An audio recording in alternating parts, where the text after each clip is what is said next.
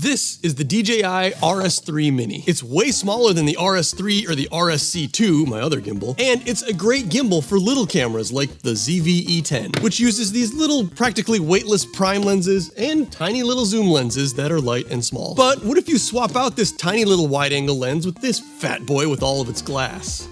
And what if instead of this nifty 50, you want to mount one of my favorite portrait lenses, the 85mm f1.8?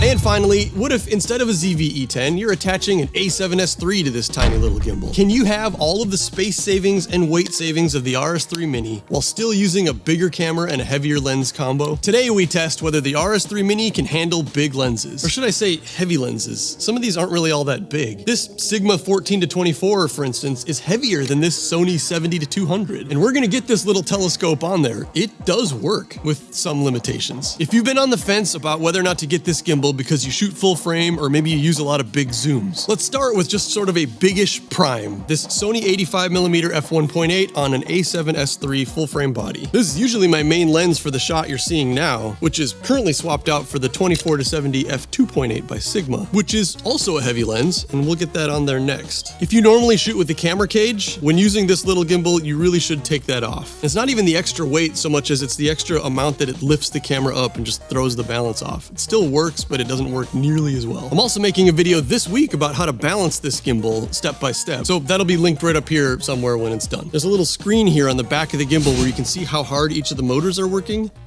and it's not even showing up. So like if I press against it, the roll motor, or if I tilt it, the tilt motor, it's got these little energy bars. But if you just make normal movements, those things aren't even showing up. 100% on this particular lens and camera combo. No matter how I move this thing, it is not stressing at all. You might think it's an odd thing to use a long lens on a gimbal in the first place, but for a shot like this with my wife walking down the sidewalk, there really is no other way to get something that looks like this. Sideways movement, especially telephoto sideways movement, especially while walking, is pretty hard to get without a gimbal. You could sometimes get this shot with something like a one wheel, but in this particular spot, I had to be walking along this uneven, unfinished sandy ground that was on the other side of the road due to how long the lens was. So, right tool for the job, if that's the job. Next up, we have the Sigma 24-70. Such a staple lens. Anytime I'm doing basically anything that isn't in this warehouse studio setting, I pretty much always bring this lens. It's also pretty heavy at 1.81 pounds. And therefore, I know there's a lot of people that wonder if you can use a 24-70 on this tiny little RS3 Mini gimbal, or if using this lens means you'll have to upgrade to one of the bigger boys. Let's just see. Plenty of room to balance it. We're not even anywhere near the limits for size or weight. This lens and camera combo weighs 3.35 pounds, and the stated weight capacity for this gimbal is 4.4 pounds. So we are well under that weight, and let me just show the motors. You can see, no matter how I move this thing, these motors don't have to work very hard at all. I have the pan set pretty slow. You want to look down? That's fine. You want to look up? I don't mind. Yeah, we can.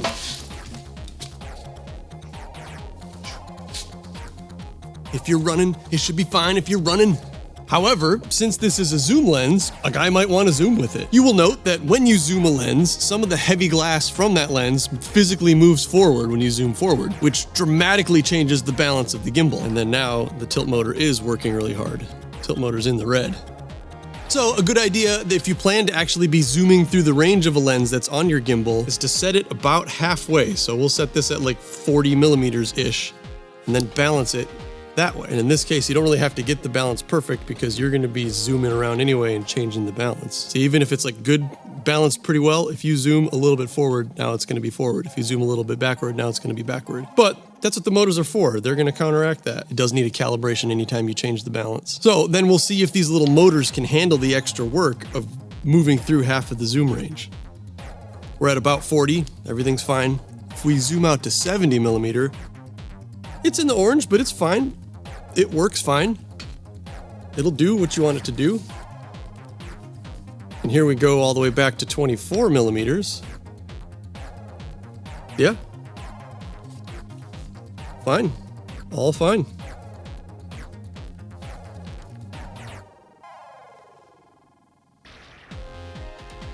Next up, anytime I need to make a space look bigger than it is, or if I'm moving through narrow passageways or whatever, this is my favorite wide-angle lens, the Sigma 14-24 2.8. But this thing is even heavier than the 24-70. This lens alone is 2.5 pounds. So together this lens and camera is about 4 pounds. Still technically under the max carrying weight for this gimbal, but it's getting up against it. RS3 Mini don't care. RS3 Mini wants it. RS3 Mini says I could run with this thing in my hand and it's gonna stay stabilized. Why don't I set it to auto ISO and let's take a tour of the facilities. Yeah, turn on some lights. This is the space warehouse. It's not nice. It's not that clean. It's actually very cluttered. This is where I shoot. This is my monitor so I can see what's happening.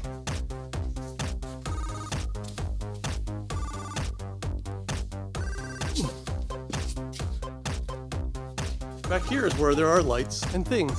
If you go through this little area, this is the bathroom. Why don't we take this outside and we'll go for a little run.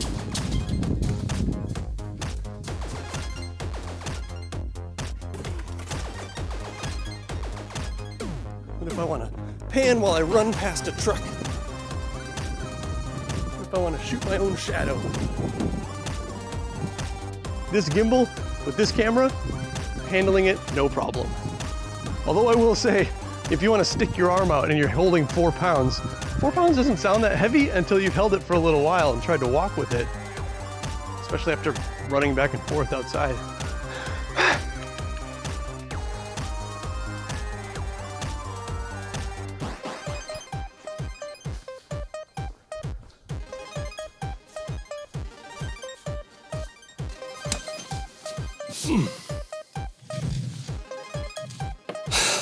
RS3 Mini don't care about your heavy lenses. And finally, the Sony 70-200 2.8 OSS version 2.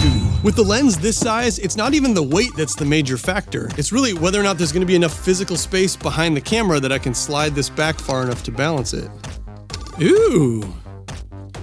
What have we here? With the camera slid all the way back and almost all the way to the side, it is just balanced. I think this thing's gonna work. Okay. You've got some obvious limitations because the roll motor is gonna make contact with the eyepiece there. But if you're just doing like pans to the side, or I don't know, you're watching airplanes, you wanna look up a little bit, you can totally use the 70-200 on the RS3 Mini. But if you just need like one tracking shot and you need it to be super smooth, this could actually work. I'm surprised.